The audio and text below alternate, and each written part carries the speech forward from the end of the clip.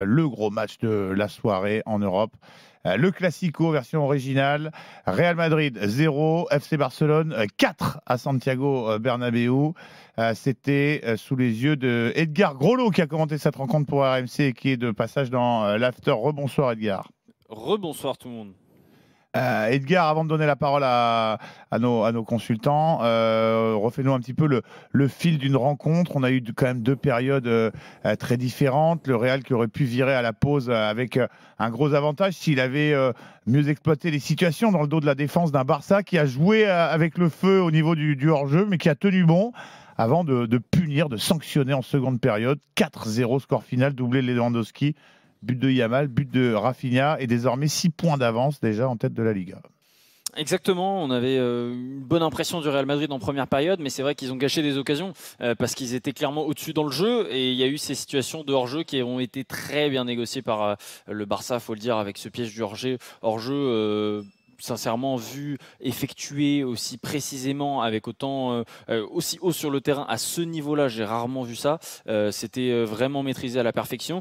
Ça a beaucoup coûté à Kylian Mbappé qui a eu ce but de refusé à la 30e. Et puis en deuxième période, il y a eu l'entrée de Frenkie de Jong à la place de Fermin Lopez et il y a eu un autre match. Surtout, il y a eu deux buts de Lewandowski qui ont complètement renversé la rencontre. Après, il y avait beaucoup plus d'espace pour le Barça et on a vu vraiment une machine se mettre en route. C'était assez impressionnant de fluidité dans le jeu, de simplicité, c'était toujours les bons choix côté Barça et on a vu une nouvelle fois les lacunes défensives du Real qu'on voit depuis le début de saison, c'est-à-dire qu'il y a trop d'espace entre les défenseurs centraux et les latéraux, il y a trop d'espace dans le dos de la défense à chaque fois et il y a notamment le but de Lewandowski où il arrive tout seul face à Lunin, où on a vu l'écart de niveau ce soir entre l'alignement de la défense du Real et l'alignement de défense du Barça. Lewandowski se retrouve complètement seul alors qu'il doit être hors jeu parce que Ferland Mendy couvre la ligne, il a 2 mètres de retard sur tous ses coéquipiers et donc forcément à ce niveau-là, ça paye cash et le Barça gagne de manière logique ce soir, même s'ils n'avaient pas forcément maîtrisé leur première période. Aujourd'hui, c'est la meilleure équipe qui a gagné et de toute façon, depuis le début de la saison, la meilleure équipe,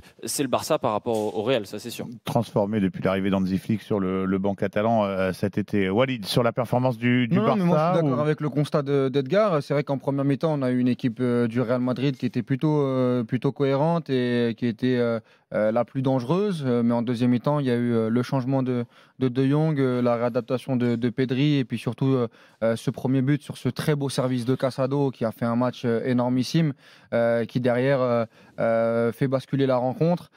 Tu as un Lewandowski qui est létal, contrairement à Mbappé, juste après, qui a le même face-à-face et qui bute sur Peña. Et après, ça vire à l'humiliation. C'est-à-dire qu'en deuxième mi-temps, clairement, c'est une leçon de football. Sur les transitions offensives, on a vu un Rafinha qui, en première mi-temps, était très timide, mais en deuxième mi-temps, a complètement régalé. Ils n'ont même pas eu besoin d'avoir un grand Lamine Yamal ce soir qui met son but, mais qui n'a pas été grandiose. Mais voilà, c'est le football qui a gagné ce soir. C'est le football qui est récompensé depuis le début de saison parce que ce que met en place Flick, c'est extraordinaire. Faut appeler un chat un chat. Il a récupéré cette équipe avec très très peu de moyens. Il n'y a que Dani Olmo qui a renforcé ce club cet été. Et Dani Olmo n'était pas titulaire aujourd'hui parce qu'il revient, de blessure. Parce qu'il revient de blessure. Et malgré ça, il a les intentions. Il a ses 12 hors-jeux provoqués avec ce système très très haut. C'est ça, c'est 12 hors-jeux pour le Real et un seulement pour le Barça. Et cette gymnastique qui fonctionne très très bien, on pouvait se dire, attendez, mais comment il va faire au Real Madrid face à Mbappé, face à Vinicius, face à Bellingham? Et il a été couillu, excusez-moi de l'expression, et il a été récompensé ce soir. Non, vraiment, félicitations au Barça. Ça fait du bien quand même de retrouver ce Barça-là à ce niveau. Moi, j'aime bien tous les footballs, hein, mais quand tu as ce football qui est pratiqué tout en haut avec une équipe comme le Barça, c'est que le football va bien et que le football va mieux. Et moi, ce soir, je me suis régalé sur cette deuxième mi-temps quand on voit ces jeunes joueurs issus de la Masia saupoudrés d'un peu d'expérience avec un Rafinha, avec un Lewandowski. C'est un pur régal. Et on précise qu'on n'est plus du tout dans le tiki-taka et ces clichés de redoublement de on est passes. sur un football allemand, espagnol, allemand. Deutsche Qualität, quoi, le football efficace. Une variété. Le football a gagné ce soir. Seb, tu es d'accord avec Walid? Parce que Walid l'a reconnu en première période. Le Real fait quand même une belle mi-temps, quoi. 45 minutes, on se dit ça va être compliqué pour le Barça, ils vont finir par craquer, quoi. On le disait un petit peu à la mi-temps, c'est-à-dire que tu avais un Barça qui, d'un côté, avec le ballon, refusait un petit peu le jeu, mais encore une fois, le fait de jouer ce système-là, notamment le hors-jeu face à des joueurs de la qualité du Real, et notamment qui vont aussi vite, c'est-à-dire que là on parle à quelques centimètres près, donc c'est pas un coup du sort. Et après la réorganisation de la deuxième mi-temps fait que à un moment donné ça bascule en faveur du Barça. Mais ce que je disais dans mes 3 points, c'est que des deux côtés, il y a le Real, il y a le Barça, tu as des talents individuels hors du commun. Après collectivement, c'est beaucoup plus fort côté Barça, c'est-à-dire qu'à un moment donné on attend trop de l'exploit un petit peu individuel à l'image de ce qu'a fait Vinicius en milieu de semaine du côté du Real, alors que le Barça, il y a aussi du talent forcément, au moins autant que du côté du Real, mais collectivement c'est autre chose, c'est plus huilé, les joueurs vraiment savent ce qu'ils doivent faire à tous les postes, et à un moment donné c'est récompensé, même si quelque part à 3-4 cm près, le match aurait pu être complètement différent. Ça c'est sûr, ou avec un petit peu plus de réalisme. Walid a rappelé que Mbappé a une ou deux occasions de marquer. Même à 2-0, il en a vu. À 2-0, il a un face-à-face. Celui-là, il doit pas la rater. En première mi-temps, c'était l'un des plus dangereux, mais le problème, c'est qu'il s'est fait avoir trop naïvement sur les hors-jeux. Une fois, 2 fois, je veux bien, mais 8-9 fois... Mais même sur les ralentis, on voyait qu'il voulait... Sur les ralentis, on voyait qu'il voulait revenir. Sur une ou 2 fois, encore une fois, c'est pas très mal, c'est pas mal joué, mais sur la longueur.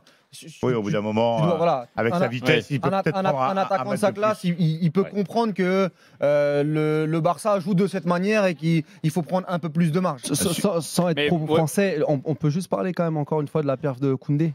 Oui, qui a fait un bon match, oui. Parce que j'ai souvent un peu c'est le meilleur Français aujourd'hui sur le terrain. Mais globalement, parce que si on peut insister sur le Real Madrid, c'est n'importe quoi. C'est-à-dire que on l'a vu ce soir, l'utilisation de Bellingham. Est-ce qu'il y a un problème Bellingham dans cette équipe? C'est la question que je vous pose. Bellingham est utilisé à contre-emploi, et moi je pense que ça va faire jaser dans les prochains jours.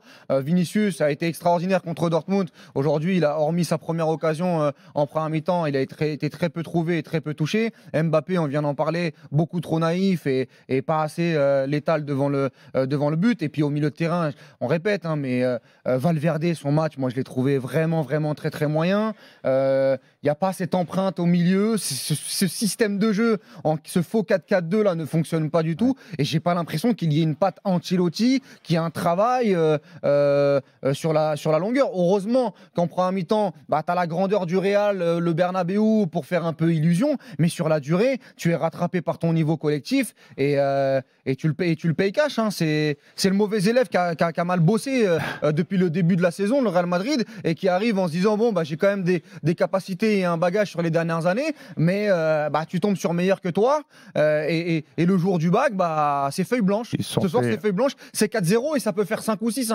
sur la fin, parce que Lewandowski, il en rate 2 énormes. C'est vrai, il en rate au moins une immanquable, nous a dit Edgar. Avant d'accueillir Thomas, supporter forcément déçu du Real qui a fait le 32-16 et qui patiente. Edgar, on sait que les émissions en Espagne débutent tard. Est-ce qu'il y a déjà des premiers échos de la presse, des médias madrilènes? On aimerait être devant Chiringuito pour écouter les copains. Ça va pas être tendre, à mon avis. On va être un petit peu dans la veine de ce que dit Walid. Est-ce qu'on a déjà des premiers commentaires là qui... Bien sûr.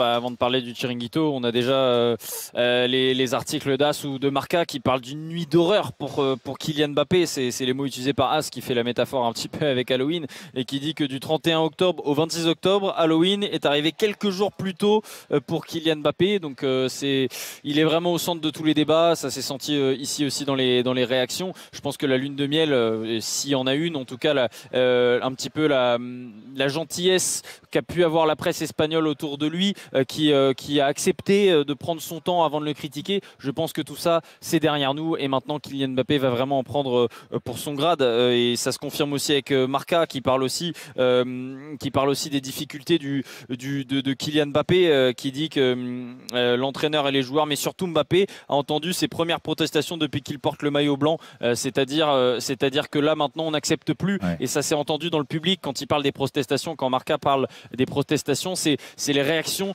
du public qui a été insupporté par Kylian Mbappé ce soir. Je les voyais devant moi, ils se levaient parce que Kylian Mbappé était hors jeu pour la 7e, pour la 8e fois. Et Walid en parlait tout à l'heure. 1-2 fois ça passe, mais maintenant ça passe plus. Et les supporters à la fin, ils le voyaient tous d'où ils étaient que Kylian Mbappé était hors jeu et ils comprenaient pas comment il pouvait ne pas comprendre lui-même où il était sur le terrain, qu'il était mal placé. Et là, je pense que la lune de miel, je disais, est terminée. Elle n'a pas été si belle que ça. C'est ça le problème. Et maintenant, on n'accepte plus. On ne va plus accepter que ce soit du côté des supporters, que ce soit du côté des médias, que ce soit même, je pense, petit à petit du côté de ses coéquipiers. On ne va plus accepter les performances de Kylian Mbappé. Moi, je me rappelle, je m'étais fait déchirer après l'Atalanta où on avait parlé des belles images. Oh, Mbappé, Vinicius, Bellingham, on parle de la Super Coupe d'Europe. La Super Coupe d'Europe, etc. J'avais dit, attention, on va attendre quand ça va mal se passer, ce qui va se passer quand Bellingham va devoir jouer à un poste qui n'est pas le sien, que Vinicius, la même chose, etc.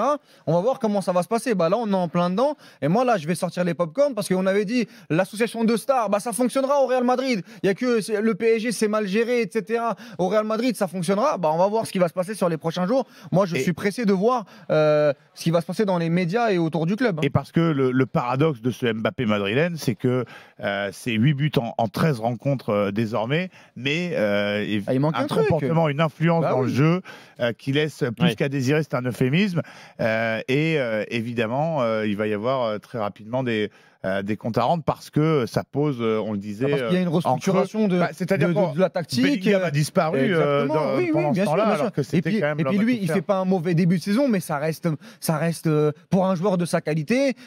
Là, tu sens ce soir, il a un bon état d'esprit, il a envie de bien faire, mais c'est par rapport à la performance de Vinicius contre Dortmund où c'est pas la même chose. Mais pour l'instant, c'est quand même Bellingham qui est victime de l'arrivée de Exactement, il a disparu, son influence s'en ressent dans le jeu. On n'a plus le Bellingham de l'an dernier, même pas la moitié du Bellingham de l'an dernier. Et l'exemple frappant, l'exemple typique, c'est le week-end dernier contre le Celta Vigo.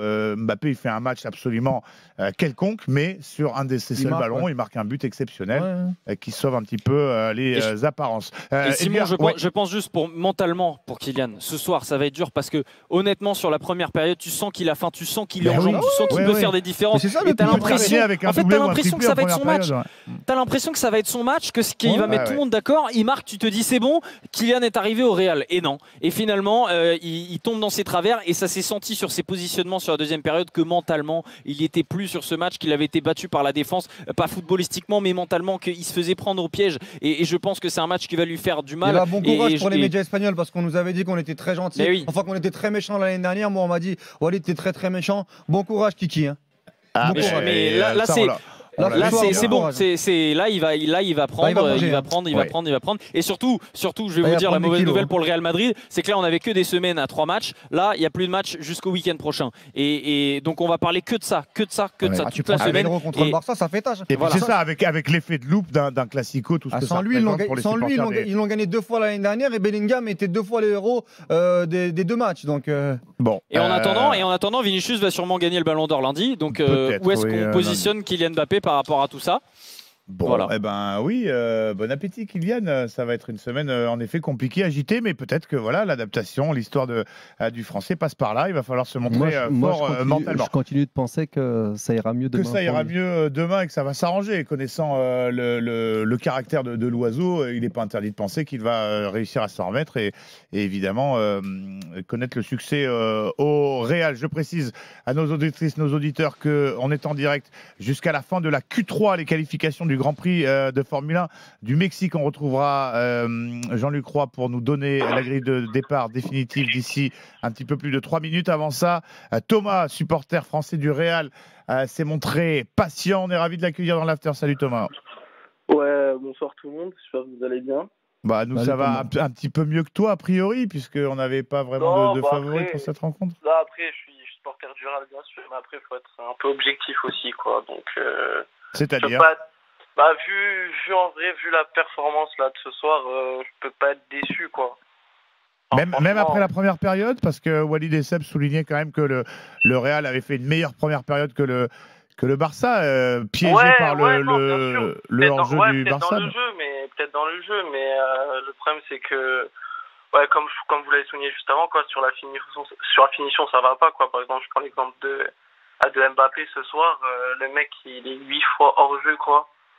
Enfin, c'est hallucinant. Et même sur les hors-jeux, moi, à part une seule fois où il fait but, Peña il est toujours dessus. Hein.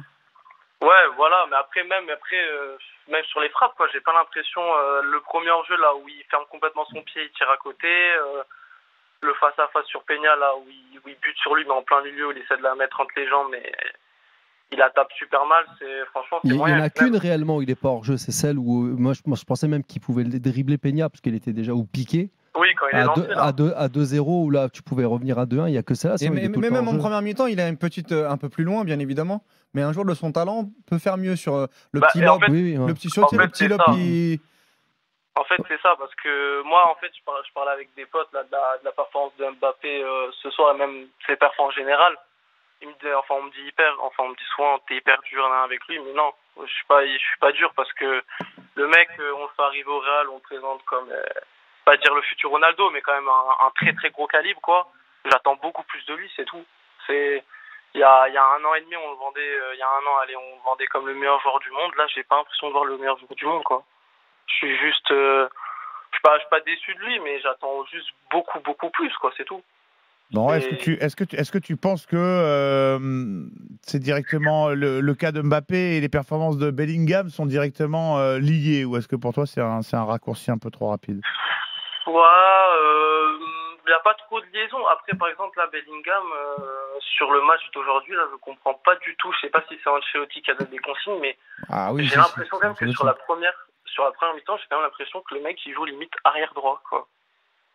Ouais, bah oui, il fait le sale boulot, il doit défendre. Il fait le sale boulot, quoi, mais c'est pas son rôle, parce que, si tu veux, le mec, quand même, il a la capacité de lancer les attaques, tu vois, et si le mec il est toujours derrière à défendre sur Baldé là, qui fait ses débordements, qui doit remonter pour aller soutenir l'attaque, revenir, je m'étonne qu'il soit carbonisé après, le mec. C'est pas, tu vois, je trouve pas ça hyper. Il y a un gros problème au milieu de terrain aussi, hein, mais Tchouaméni, Valverde, ça fonctionne pas. Même Tchouaméni, moi je suis Tchouaméni, il a été très très très moyen. Ouais, bah, il sort en premier, même Valverde, Valverde, j'ai trouvé encore une fois, souvent on le met en avant, mais là, je l'ai trouvé vraiment en dessous. Non, et même moi, Tchouaméni, je le trouve vraiment très très très léger, quoi. Après, Tchouaméni, moi, c'est pas la première fois que je le dis. Bon, au Real, c'est un peu mieux qu'avec l'équipe de France, mais moi, je lui vois pas des qualités folles à ce joueur. Moi, je suis vraiment du même avis. Je trouve vraiment léger pour le milieu du Real. Il y a beaucoup de joueurs qui pourraient faire ce qu'il fait, quoi. Et même, tu vois, même ce soir-là, par exemple, je prends l'exemple de Camavinga, tu vois. Moi, je trouve Camavinga, en première mi-temps, ça a été l'un des meilleurs, pour moi, les plus au milieu. Ouais, tu vois, je trouve qu'il est vraiment pas mauvais. Par contre, je le vois aussi hyper haut, limite milieu gauche, tu vois. Sur la première mi-temps, je le trouve vraiment très très haut, tu vois. Et puis après, il faut aussi dire que Courtois te masque énormément de lacunes et de faiblesses toutes les semaines. Il n'est pas là ce soir. Lounine, il fait pas un arrêt ce soir. Lounine, on l'a vu, mais juste sur les relances au pied, quoi. Sur les relances au pied, si tu veux, c'est heureusement qu'il y a le poteau de Lewandowski aussi, parce que ça fait sur les 2 premiers buts encaissés, aussi l'axe, on a pointé du doigt Militao, bon, déjà forcément sur le 2e but par rapport à son positionnement, même sur le premier, tu peux pas ouvrir l'axe comme ça. La passe, elle est magnifique, il n'y a pas de souci. Puis après, le fait que Lewandowski aussi, je sais pas, 9 attaquants sur 10 ils auraient poussé le ballon plus loin, ils seraient allés au duel avec le gardien. Mais tu peux pas à ce niveau-là, avec la qualité adverse. L'occasion de Lewandowski, c'est brutal, c'est méchant. Le premier but, il est exceptionnel, parce qu'il peut s'avancer de 10 mètres encore. Le deuxième, le gainage, la prise d'information. Il est tout seul. C'est net, sans bavure. C'est exceptionnel. Juste pour revenir à Mbappé 2 secondes. Rapidement, c'est vrai. On l'a certainement déjà dit ici, mais je trouve qu'aujourd'hui, il fait vraiment pièce rapportée. Et le problème, ça reste, pour moi, aujourd'hui, pas son talent, mais ça reste un problème de timing. Et je pense qu'il n'est pas arrivé au bon moment. Et ils se marchent tous sur les pieds. Oui, d'accord, mais ils l'ont voulu, ils l'ont eu, ils voulaient y aller, il y est. Maintenant, il va falloir qu'ils s'arrangent, tous ces gens-là. Le Real est et un des meilleurs attaquants du monde. A priori, sur le papier, ça doit marcher, mais il y a énormément de choses à régler. Il y a Loudin, Ferland Mendy, Militao, Tchouaméni, le rôle de Bellingham, l'efficacité de Mbappé. Tout ça, on confie ça au bon soin de Ancelotti, qui a donc du boulot, qui s'est un petit peu agacé avec Hansi Flick d'ailleurs en fin de rencontre. Merci beaucoup Thomas d'être venu partager tes impressions dans l'after. Merci beaucoup Edgar. On te retrouve évidemment demain sur l'antenne de RMC. Tu auras consulté la presse, tu auras regardé les émissions et tu auras quelques éléments à nous donner sur le réveil, la gueule de bois de la presse et des supporters madrilènes demain après la victoire, on le rappelle, du Barça dans le Classico 4-0 sur la pelouse donc du Real Barça, qui prend donc 6 points d'avance en tête de la Liga.